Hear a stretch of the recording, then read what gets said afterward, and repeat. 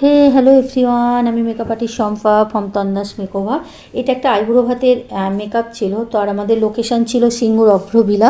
তো দেখো আমরা টাইম মতো সেখানে পৌঁছে যাই আমাদের ভেন্যুতে। এই দেখো আমার এটা ছিল ব্রাইট দোয়েল। তো দোয়েলের মেকআপ মোটামুটি আমরা শুরু করে দিলাম। আর এর মাঝে বলে রাখি, যারা কিন্তু আমার কাছে সুন্দর সুন্দর মেকআপ করতে চাইছো তারা কিন্তু আমাকে ঝটপট বুকিং করে ফেলো। আমার কিন্তু বুকিং চলছে।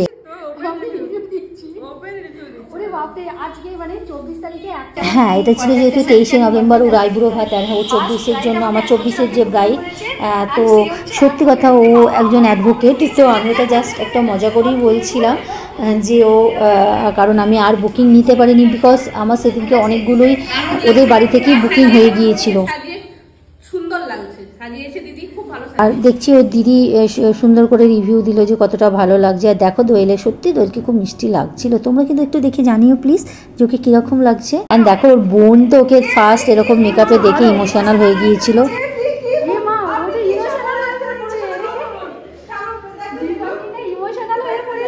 দীপান্বিতাতে একটু চোখে জল এসে গিয়েছিল, এতটা ইমোশনাল হয়ে পড়েছিল।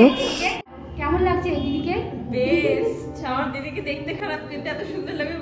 দেখবি এটা সত্যি খুব মজা করে ও বলছিল, একদম মজা করে। আমি এই ক্লিপটা তোমাদের সামনে কেন তুলে ধরলাম যে দুই বোনের সম্পর্কটা বোধহয় এরকম মিষ্টি হয়। অ্যাকচুয়ালি বোনে বোনের সম্পর্কটাই কিন্তু খুব মিষ্টি হয়, দুষ্টু মিষ্টু একটা বলে না, দুষ্টু মিষ্টু একটা সম্পর্ক, ঠিক সত্যি তাই। এই দেখো দোয়েলকে আইব্রো ভাত দিচ্ছিল।